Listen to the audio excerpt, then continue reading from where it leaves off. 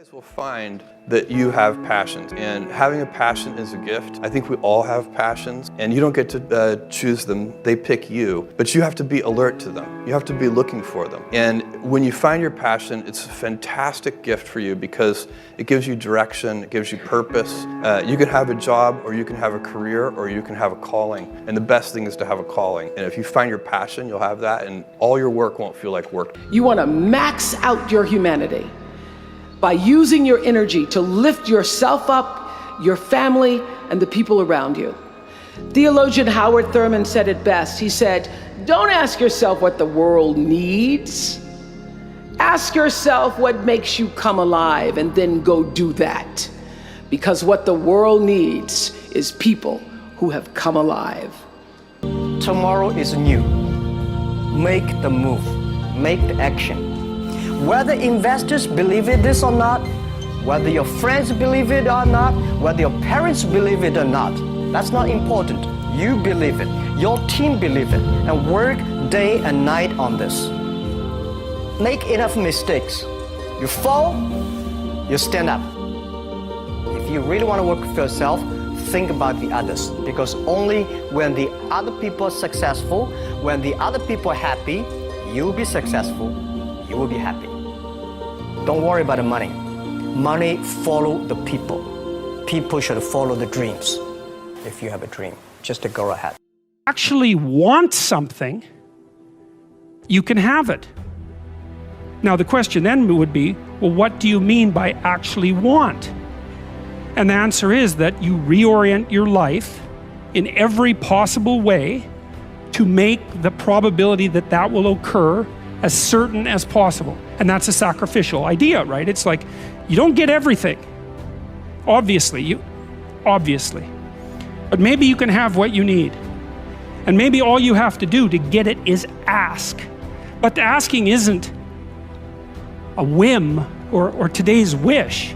It's like, you have to be deadly serious about it. You have to think, okay, like I'm taking stock of myself.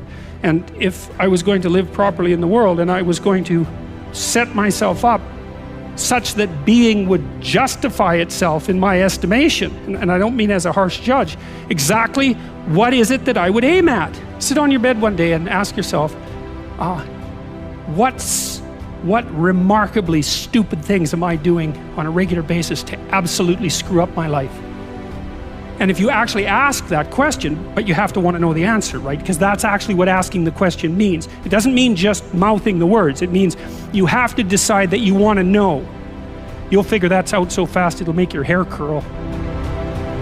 You or anybody can be far more successful at life or at anything that you want if you will simply learn how and practice it over and over again until it becomes a habit. Now, no matter what field you're in, no matter what field of endeavor, no matter what work, no matter what activity, there is one thing that all successful people have in common, is that they are good time managers. And the reason they are good time managers is because they recognize that time management is life management. It is personal management. I have never seen an example in the hundreds, thousands of biographies and autobiographies I've studied of successful men and women where the individual has not been well organized and efficient and valued and used their times well. Successful people, winners, use their time well. Losers do not. The key to time management is self-discipline. Probably the best way to put it is this, is time management is self-discipline in action, and self-discipline is the key to success. The most important of all, the core of time management, the axle around which the wheel of life turns, is goals. What are your goals? What is it that you want to be or to have or to do? What is it that you want to accomplish in the next 1, 2, 3, 4, 5 years? The top 3% in every field have goals. The balance of the population have either very vague goals or no goals at all. So the question you have to ask yourself is, who am I? Where am I going? What do I want to accomplish? And there are 3 major areas of goals that you have to think about. The first is your personal and your family goals. These are the reasons why you're alive. What do you want to accomplish for yourself and for your family? Write them down. Define them clearly. The second set of goals that you have to ask is your business, your career, your financial, your material goals. What is it that you want to accomplish in the external world? Where do you want to make your contribution? The third type of goals you have to ask about are your self-development goals. And in my estimation, your ability and your willingness and your tenaciousness in developing yourself is the key to accomplishing everything else. Aim high, but use as your control yourself. It's like, so your goal is to make today some tiny increment better than yesterday. And you can use better, you can define better yourself. This doesn't have to be some imposition of external morality. You know where you're weak and insufficient, where you could improve. You think, okay, well, this is what I'm like yesterday. If I did this little thing, things would be just an increment better.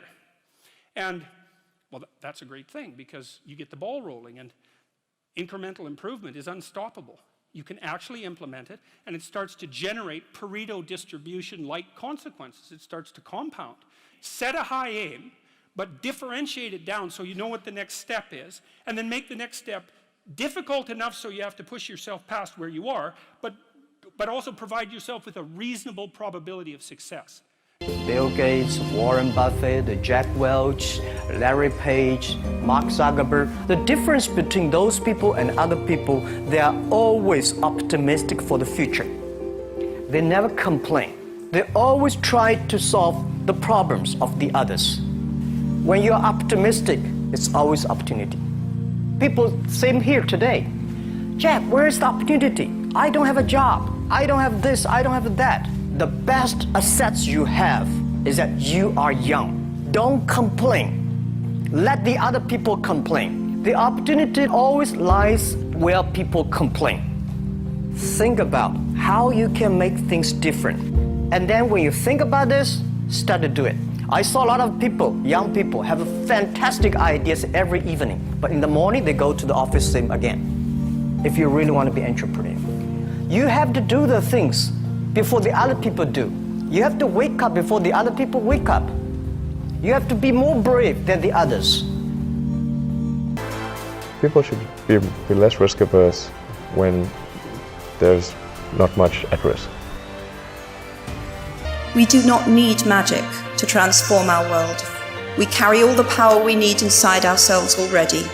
We have the power to imagine better. As is a tale, so is life. Not how long it is, but how good it is what matters.